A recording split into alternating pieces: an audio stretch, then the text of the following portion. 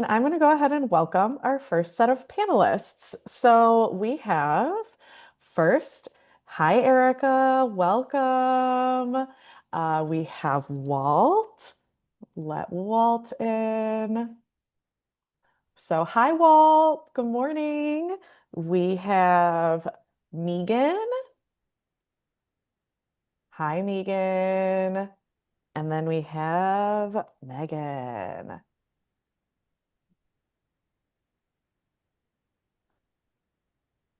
All right, y'all. Good morning. I'm going to kick it over to you all.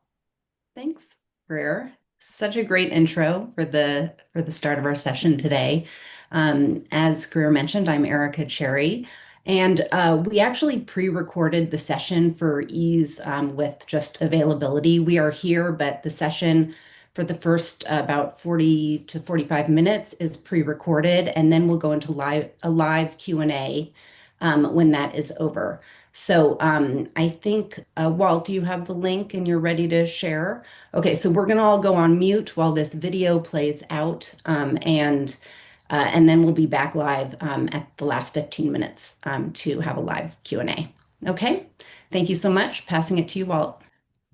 All right, thank you. I'm going to go ahead and get this all set up and share. We should be in good shape, but I'm going to go ahead and get things going.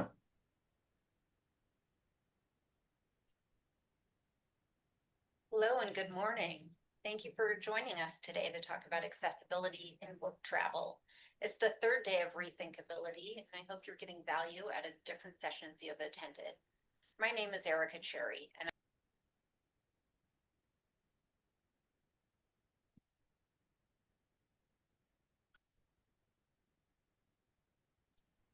from Brittany King. Hi, my name is Brittany King. I am your neighborhood hope dealer. That means I deal hope with my words. I am the founder and CEO of Amplify Allyship. We teach companies how to use allyship as their competitive advantage. Yes, even right now. I want to transition here and provide you with a visual description of what I look like. I am a Black woman with caramel brown skin, and I am wearing my Black hair half up in a ponytail with the rest of my hair down, but laying on each side of my shoulder. I am wearing dark brown, tortoise colored glasses that are square-ish in shape, gold hoop earrings that are just smaller than the size of a quarter, and a navy blue top to match my logo that is shown on the Zoom background. But I'm also donning a really big, bright smile because I am so excited to be here with you today. Thank you for joining this conversation around accessibility.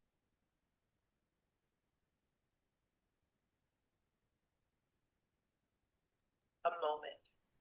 It is Monday, August 20th, 2018 at 7 p.m. in Houston, Texas. And I am driving from my sister's house with my two daughters in the back when I receive a call from my OBGYN's office. And I am a bit confused, but also alarmed because he never called me anytime, and certainly not after hours.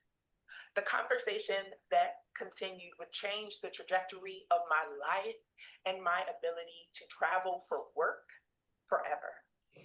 Fast forward 1 year and 1 month later, it is now September 2019, and I have just wrapped up a 14-day stay in MD Anderson Cancer Center. I am thrust back into the reality of single parenting and going to work, but I now have a different body. I am not even 35 yet, and I have osteoporosis and in menopause. Why do I bring that up, and why does it matter to you all? As a former HR talent and DEI leader who led these kinds of initiatives within talent or HR at some of the world's biggest brands, I myself was not ready for the reality of navigating the world and certainly work travel as a person with a disability. One of the most challenging things that I experience is when I go to a ticketing counter at my gate and ask for a pre-boarding pass or extra time to navigate down and get on the plane because I don't appear to be a person with a disability. I'm often met with strange, confused, and curious glances, and sometimes annoyed faces because I'm standing next to people who obviously have some kind of mobility challenge or disability as evidence in their wheelchair or cane or some kind of medical support equipment. The conversation always leaves me feeling a little frustrated, very much embarrassed, and wishing that I had some other recourse than to wait to get at the counter to talk about this conversation. So I want to challenge each of you as I prepare to hand this over to the other leaders who will take you on this journey to discuss pre, during, and after work challenge. After work travel, I want to challenge you to be thoughtful about this philosophy that I have heard called nothing about us without us. October is National Disability Employee Awareness Month. And while I love awareness, I am challenging you all to take action. One of the most well-received activities I give all of my clients when it comes to a certain historically marginalized group is instead of just being aware and moving to taking action, just switch one of your regularly scheduled meetings to invite persons with disabilities who travel often to share what the reality is like for them. Your job as an HR leader is not to convince, cajole, or do anything like that. It is simply to gather data so that the voice of the employee you are seeking to be aware of has now equipped you as an HR leader with the tools that you need to create programs and strategies that are best for them.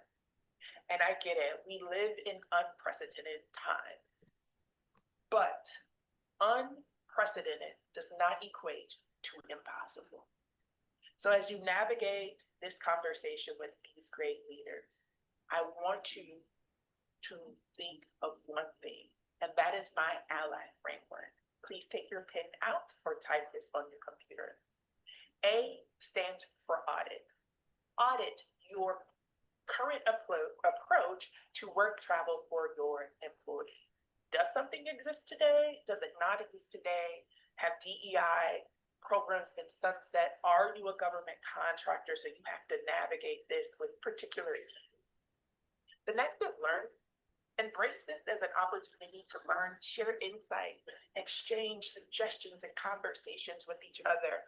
Find these folks on LinkedIn so that you can then move to the next L, and that is unlearn.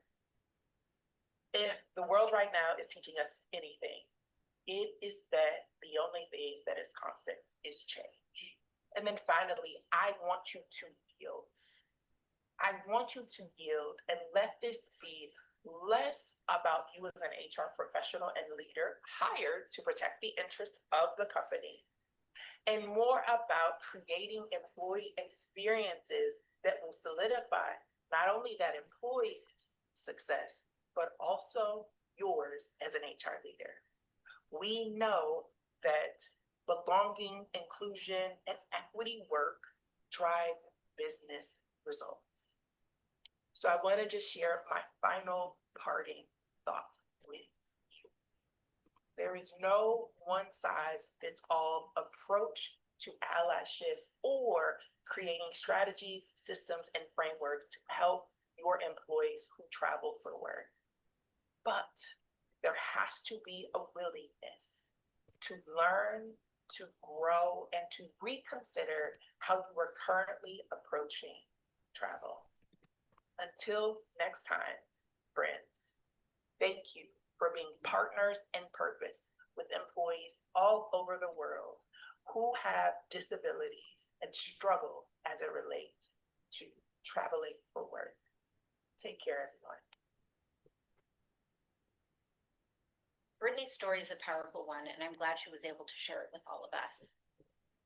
As we go through the rest of the introductions, I'll start with myself. I'm Erica Cherry, fractional HR advisor and career coach at Just Ask Erica. I'd like to provide you with a visual description of myself. I am a white woman with olive skin. I have long, curly, dark brown hair. I am wearing a black top and my background is blurred. I'm going to pass it to Megan next. Thank you so much, Erica. My name is Megan Maybe. I am the Marketing Communications Specialist at PC Name Tag. I use she, her pronouns, and to describe what I look like, I have peach skin, I have brown curly hair that's pulled back into a ponytail, and I'm wearing a black sweater. And behind me, I have the PC Name Tag logo in black and red. And I'm going to pass it off to Megan Winters. Hi, my name is Megan Winters. I am the founder of Able Eyes and Able View. A visual description of myself. I am a white woman with olive skin. I have green eyes and today a matching green sweater. My background is blurred and my hair is straight today, although sometimes I go girly. And next up is Walt. Thank you. My name is Walt Marchbanks. I use he, him pronouns. As a visual description, I am a white male with brown hair, and I'm currently wearing a charcoal polo shirt. I'm the Customer Programs and Services Manager with the Port of Portland, and most of my work centers around the airport employee experience, but I also have the pleasure of chairing our Accessibility Advisory Committee. And with that, I think we're ready to jump into the presentation, right? Because we don't have, yeah, there we go. Thank you, Will. So I am going to share some slides.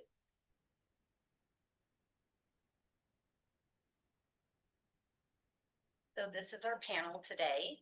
Thank you, everyone, for volunteering your time to this session. We're going to frame up the conversation as follows. You already know today's conversation is about accessibility in work travel.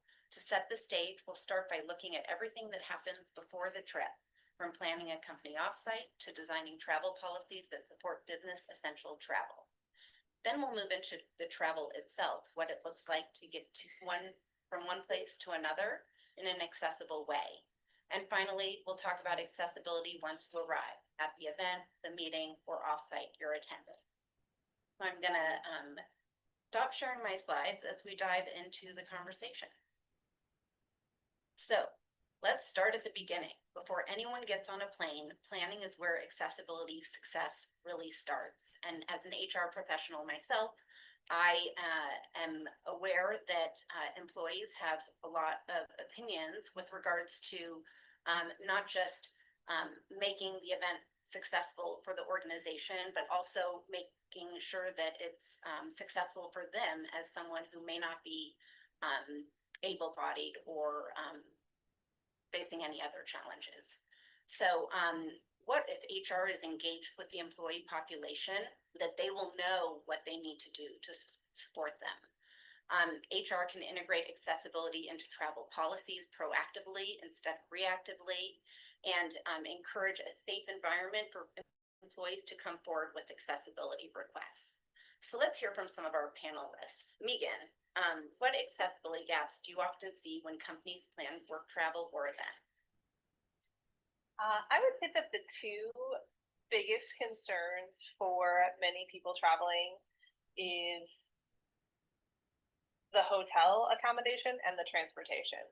So those are two very specific things that I hear over and over again. I should have said in my introduction just a little bit about kind of what I do. So my first company, Able Eyes, we do virtual tours for accessibility so people can see and explore and decide whether or not they feel comfortable in the space. And the second being Able View, which is where we compile accessibility information about locations all over the US so that people can see photos or virtual tours. So it's kind of like a trip advisor of accessibility information. So that's why I have this information even in my brain. Like I said, the two things that come up most often are hotels and the transportation. So let's say leaving the airport, what do most of us do? We get on our phone and we call an Uber or a Lyft. And that's just not a reality for everybody, specifically somebody that has mobility needs. There are some Ubers in some cities that do have accommodations, but that's not the case for many. So that needs to be determined ahead of time. If somebody has, say, a wheelchair, how are they going to get from the airport to their hotel? So that can't be a, oops, I'm off the plane and now what do I do? I don't know how to get there. That's something that HR professionals could kind of start thinking about ahead of time and have that prearranged. The second being the hotel. Again, there's a lot of different needs, not just mobility, but mobility has probably the most specific needs for hotel rooms as well. Things like is there a roll-in shower or a bathtub that could make a difference for someone? Also, if somebody uses a Hoyer lift, which is basically kind of like a sling to help somebody get from their chair to their bed, it needs to be open underneath the hotel bed. And that's not always available because in a lot of hotel rooms, they've put that barrier around so people don't lose things underneath their bed, which was genius in its own right, but then it took away the accessibility piece. And it's taken a while for hotel chains to realize that, okay, their accessible rooms have to have it open under the bed, but the rest of their rooms could have that barrier around it.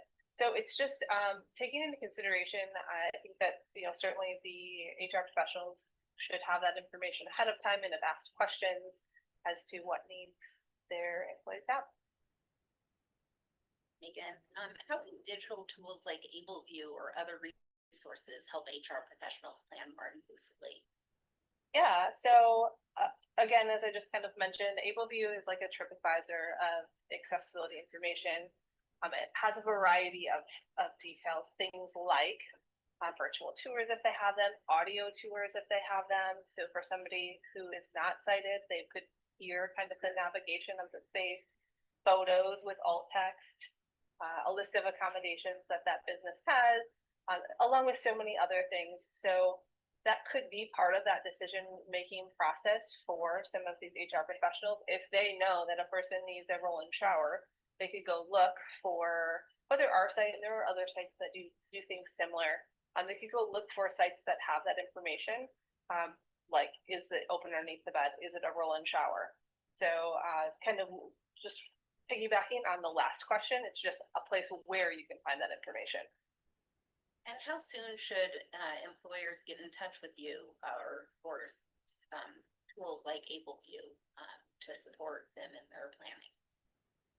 Well, so ours is a platform that already exists. So businesses they go on and they create an accessibility profile for themselves. So I can't guarantee that we have the business, or AbleView can't guarantee that we have the specific business in the specific city that someone's looking for. But it could be part of the onboarding process where maybe an HR professional says, hey, is this something that you would consider doing so that we can better plan for our employees? And I would say, creating a profile is something that takes maybe 15 minutes to 30 minutes to complete. It's not a real daunting task, other than maybe just going around and taking some of those photos so that there's adequate information visually. So it's really, it could be done in as little as a day, but maybe, giving a hotel a couple weeks would be ideal. Great, thank you, Megan. Yeah. I'll transition this now to Megan, who is an event professional. How can event professionals work with attendees before the event to ensure their needs are met? Thank you so much, Erica. I can kind of do what Megan Winters did and tell you a little bit more about what I do. So at PC Name Tag, I oversee our content marketing strategy, and I do a lot of collaboration with event planners to learn more about what they're doing with DE&I. So that's why I was invited to this panel. So excited to talk about my experience with event planners in the events industry. So to answer your question, Erica, I think one of the best ways that event planners can work with attendees to make sure that their needs are met is really making sure that the event registration process is solid. So if you come to an event website and it's really clunky and it's not ADA accessible, you might not even sign up for the event. So taking a look at your event registration process and making sure there's a question in there like, hey, what are some accommodations that would make this event more accessible to you, and having that be required and have everyone fill it out. That's a great way to learn more about what the attendee needs. And as an event planner, you can even get on the phone or send them an email to learn more about that and make sure that you can make those accommodations happen. And even if it's not something that's, going to happen, at least you can try to work with the attendee to make it realistic. So it's a really good way to reach out to attendees and make sure that you can make sure that their event experience is great. Great. What is one thing event planners wish HR teams did earlier in the process? So curious about your answer here. That's a great question. And I would say that event planners are very type A people, and so are a lot of HR people. They really like to have those deadlines, have those due dates, make sure they're up to date on things. So on the flip side, event planners are also very worried about, planning for every single contingency that happens, which I know that's not realistic all the time, but they want to make sure that they hear if your, employee needs accommodation or accessibility needs while they're traveling, to tell the event planner as early as possible. I know Megan was kind of talking a little bit about that. And the reason why is that securing accessible features can have long lead times, and sometimes they do have high costs. So sometimes those last minute requests can make it a little bit tricky, not impossible. But I know Megan was talking about if your employee needs a hotel room with a roll-in shower, that's something that we would have to work with the hotel to make that happen. All other things like sign language interpreters, real-time captioning, and even some accessible transportation options. Sometimes we book those weeks or even months in advance, so it can be, difficult or costly to figure out those things last minute. And then lastly, just providing materials in accessible formats. So like Braille, large print, electronic text, that does require a little bit of lead time to make those things happen. And event planners do want to make it happen and make sure that everybody has the best experience possible. So as much lead time as possible is great for event planners. Sounds like it. I also think we have to aim for like the very best possible experience, but knowing that things still can happen and having that open communication with the employees that are in need of the services or support, that we have an open dialogue going with them. So it sounds like early communication and verified accessibility info are some of the secret ingredients to a smooth trip. But let's start traveling and see how everyone goes with being on the move. From airports to arrival, travel itself can be where the best plans are tested. So, Walt, this one's for you. What are the most common accessibility barriers travelers face at airports, and what services are available to help? It's been my experience that the number one and the first kind of stumbling block, no pun intended, that folks run into is accessing a wheelchair. Especially if you have a mobility need, it's still not well known that airlines are ultimately responsible for providing wheelchairs in airports for most legs of the journey. There are some exceptions to that, such as if you're getting a rental car, in some cases, the airport will provide a rental car or provide a wheelchair, or a vendor that's operated under a contract with the airport will provide that gap service. But for the most part, obtaining a wheelchair can be one of the most challenging things that a person can run into. And our airport is doing a lot in that space right now to understand those needs and figure out how to better serve the needs of those individuals. At our airport, for example, there are 4 different vendors that provide wheelchair service at PDX because the airlines can contract with whomever they choose to contract with. And that can create some confusion for passengers. So that's an area that we seem to still continue to run into challenges with. I will say from my experience that planning in advance, much like our other panelists have discussed, getting the information as early as possible and really understanding what the airport's accessibility tools and resources are. Every airport is going to have some level of accessibility resources that they provide, and they'll have those posted on their public website. So our airport is flypdx.com/accessibility, and we provide a list of all of the different accessibility resources, including technologies, how to obtain a wheelchair, and all those sorts of things on our airport's website. So that can be very beneficial. Great, thank you all. How can employers prepare their travelers to use programs like TSA Cares or Hidden Disability Sunflower, which I haven't heard of either of these things, so I'm hopeful you're going to tell us about them. Absolutely. So at PDX, of course, we have a variety of different programs, the Hidden Disability Sunflower Lanyard being one of those. It's available at hundreds of airports around the globe, and that program, you'll pick up a lanyard at a designated location. And again, airports have different models. We have them available at our airline ticket counters, which is a place where most folks are going to go. We also have them at the TSA checkpoints. And if you're wearing one of those lanyards, then airport staff are actually trained to provide additional care, provide additional resources for you as a traveler. So just giving them extra tools and resources. Yes, I always say that the TSA Cares is a great program. It's something that isn't really well known, but the TSA Cares program is a great thing. You sign on, you provide the TSA with your flight information and let them know what your needs are. It could be that you're traveling with an infant. It could be that you have a temporary medical condition, any one of those things, and they'll provide additional screening resources because, of course, the TSA checkpoint can be one of the most stressful parts of the travel experience just because there's a lot of uncertainty around that. How long is it going to take me? What's that going to be like? And if I have a disability that's going to be exacerbated, you're going to have a much higher level of concern, probably personally, or maybe even just because of some past experiences you may have had. So our airport really works closely and collaboratively with the TSA, and we have a really great relationship, and we have a really great TSA. So from that perspective, again, the accessibility resources on the website are a great place to go and seek all of that stuff out. But those are just a couple examples. Thank you, Will. Megan, what can organizations learn from accessibility challenges that come up during travel? Well, first, before I get into that, I do want to second one of the things that Walt just said about the Sunflower Lanyard and TSA Cares. I want to just throw like a quick personal experience in there. Hopefully I don't take up too much time, but first, we recommend the Sunflower Lanyard to people all the time. But TSA Cares I have a personal experience with that. My mother had a traumatic brain injury from a brain surgery where she lost her short-term memory. So it's kind of like she can remember things from her childhood, but she can't remember like what gate she's supposed to go to.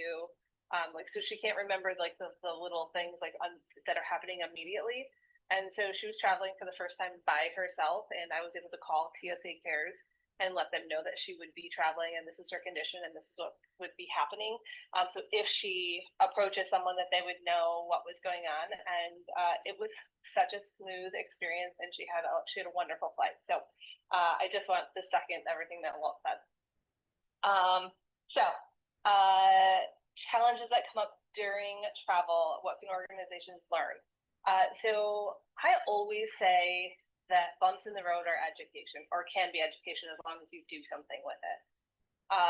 So oftentimes, when we're working with businesses, one of the things that can happen is that on our platform, people can leave a review for a business, but it's not publicly posted.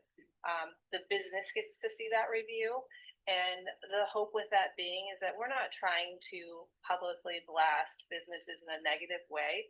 We want businesses to have the information so that they can make the changes in a positive way. So using that information, because oftentimes it's not malicious, and it's oftentimes not that people are being neglectful. It's that they just don't know. They don't have the information. They don't have the firsthand experience in their life.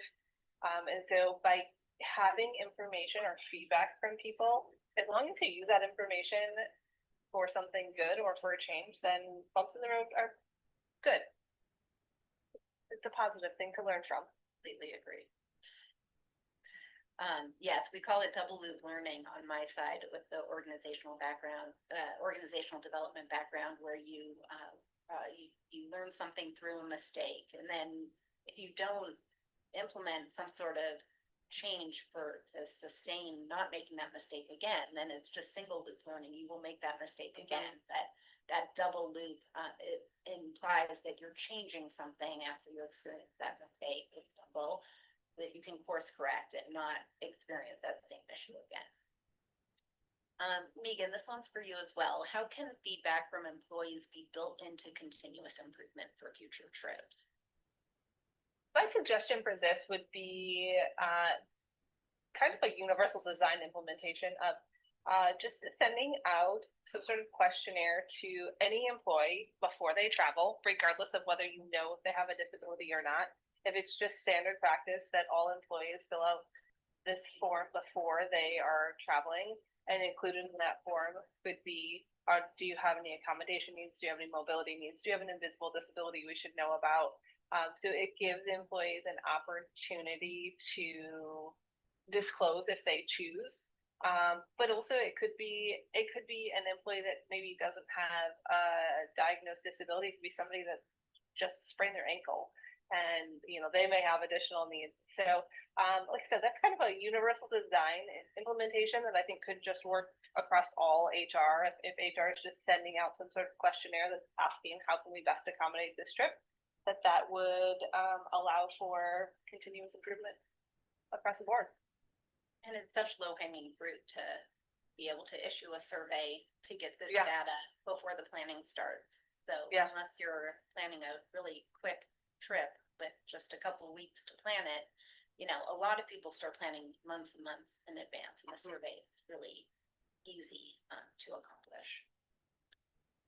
Megan, if accessibility falls short once travelers arrive, say a venue isn't as accessible as promised, how can event teams respond quickly? Oh, this is a really good question.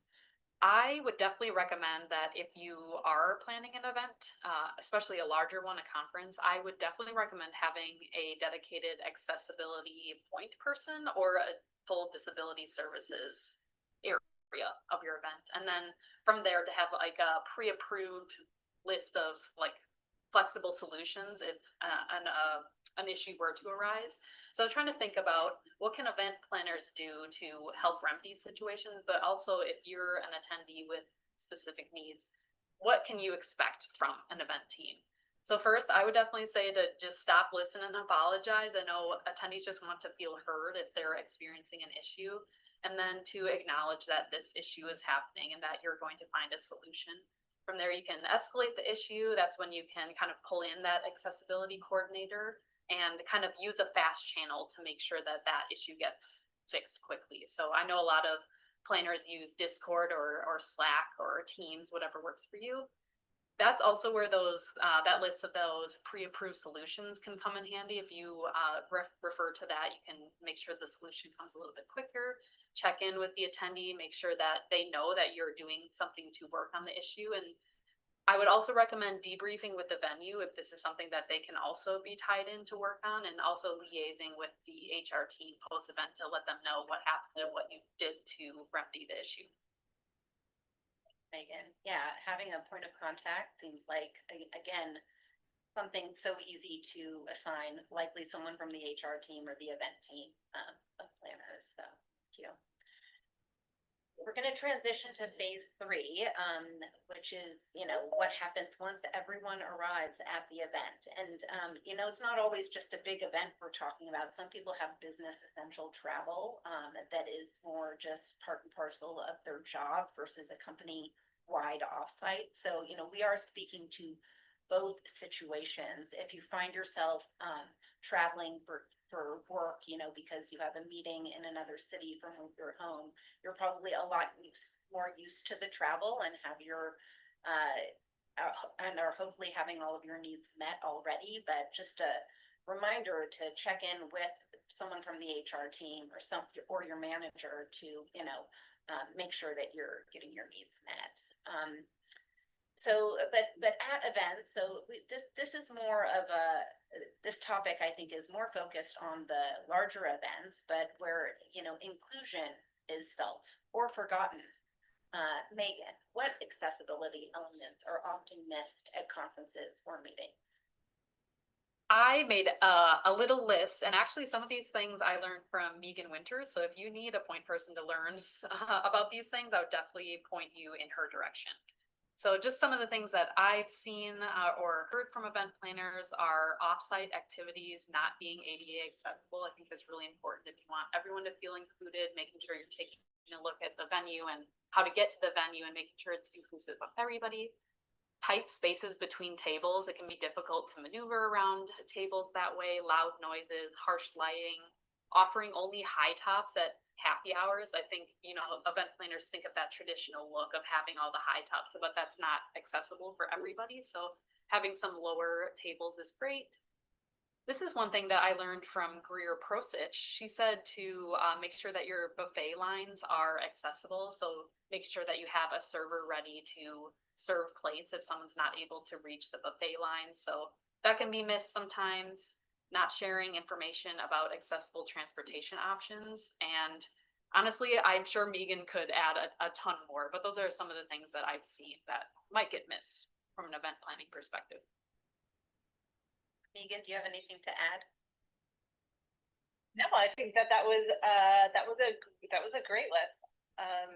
Yeah, I have a few things for my next question that might like feed into it. So when we get to my next question, Good. I jumped again a little.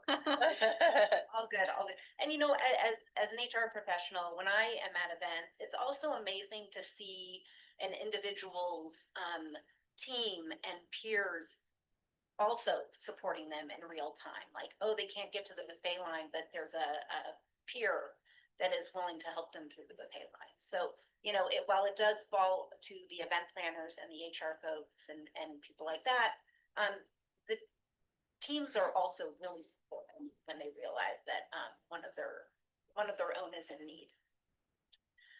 How can planners go beyond compliance to create truly inclusive environments? I'm going to pass this back to you, Megan. Great. I made a few things that event planners can do. I think one of the first really big things is to create a really robust disability services experience, both on your website and at the event.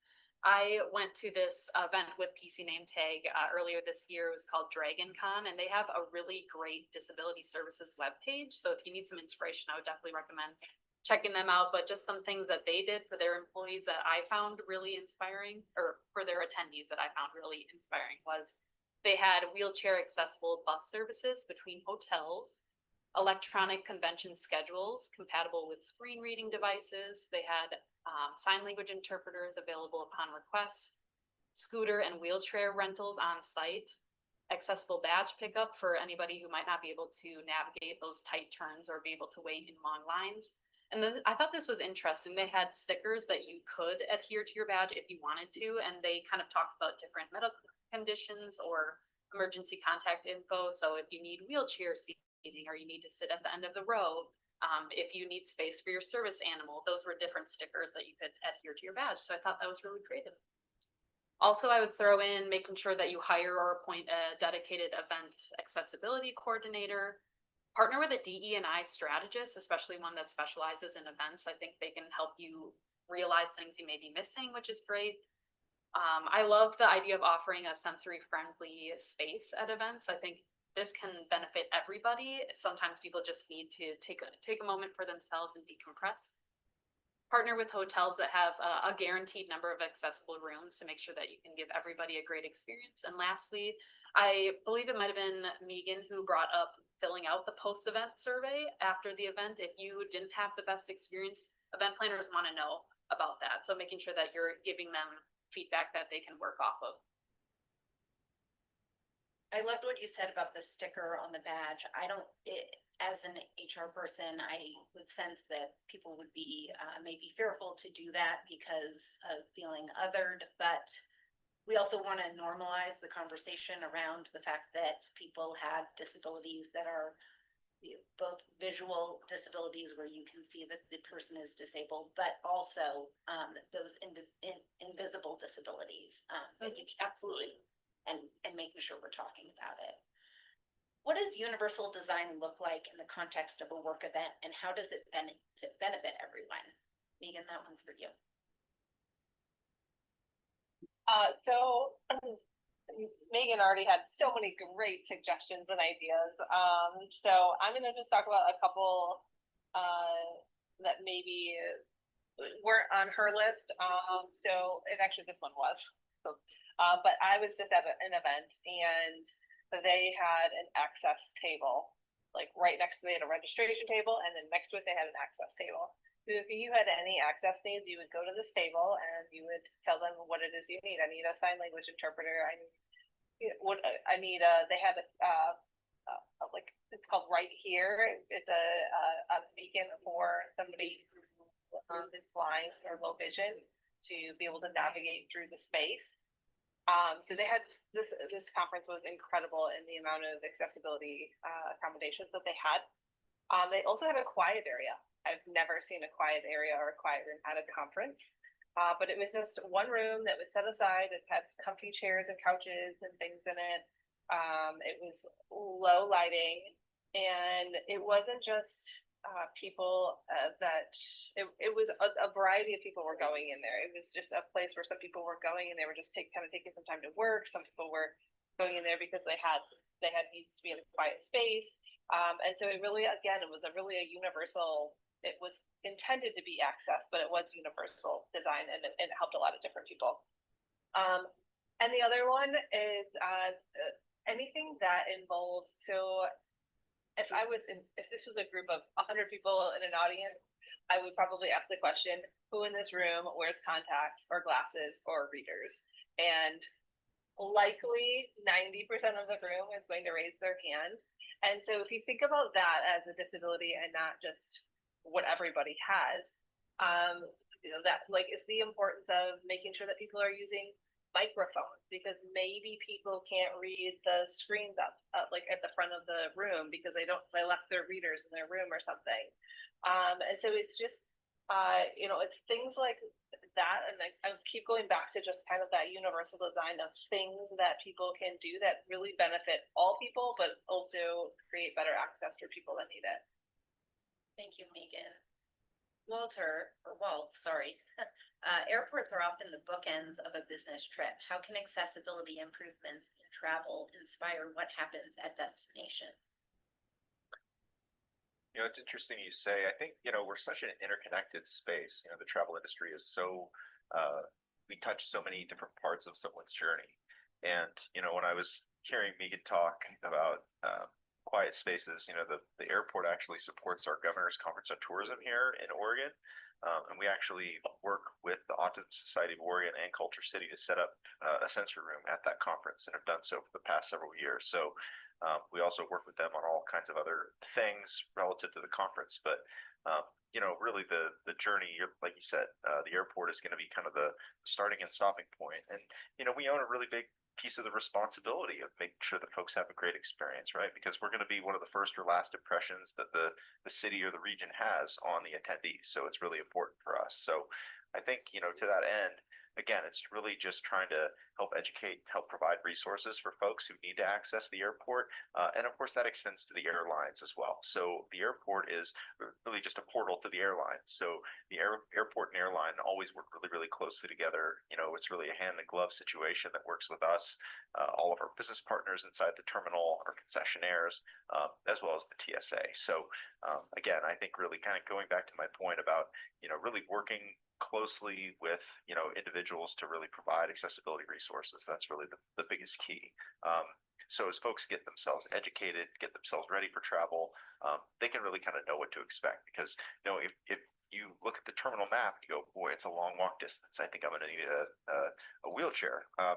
Even if maybe you've just got a temporary medical condition, you need some additional support, familiarizing yourself with walk distances, getting yourself familiar with the airport layout. If you have a specific need, like say maybe you're traveling with a companion, you need you need a lift, or you need some additional resources, just getting yourself familiar. And if you're unclear, uncertain, reach out in advance.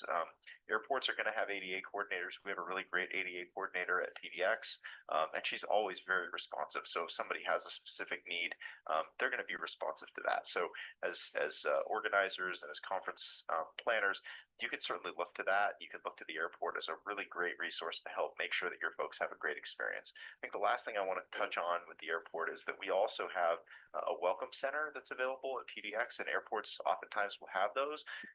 Welcome centers can serve as kind of a portal for your conference to sort of serve as a place, as a catcher's mitt, if you will, to catch folks and engage with folks and intercept folks, assist them with ground transportation needs. Because again, to the point where, one of the biggest areas of confusion is ground transportation, right? Getting yourself to the hotel. You can't just jump in an Uber. Then your travel experience might look very different. Of course, we're very lucky to have light rail here at PDX to take folks downtown, which is a great amenity, especially if you have a conference that's happening at a hotel or something that's close distance to light rail. That's a great resource. But again, having a place where you can actually intercept your attendees is also a great thing to consider as well. Thank you. Thank you, Walt. I'd like to thank our panelists, Megan, Megan, and Walt, for sharing their perspectives about work travel. And as we turn to our live Q&A portion, I'd like to ask the panelists one final question. In one sentence, what's one action every organization can take today to make travel and events more accessible?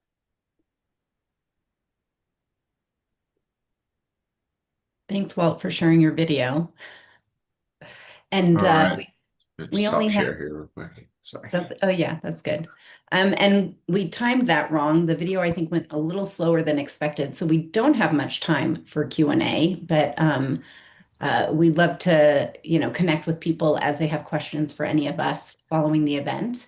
But what is one thing that we can be doing right now? I'd say mine would be making sure that we are asking employees to share with us what their needs are as early as possible during the planning process.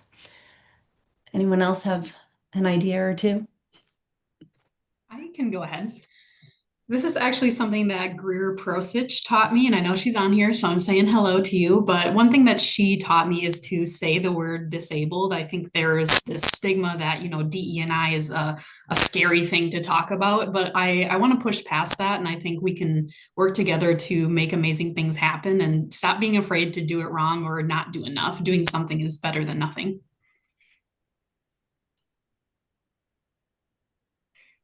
I can go. I would say, and this isn't really even something that we necessarily covered because I think it's just general based on the people that are in this session.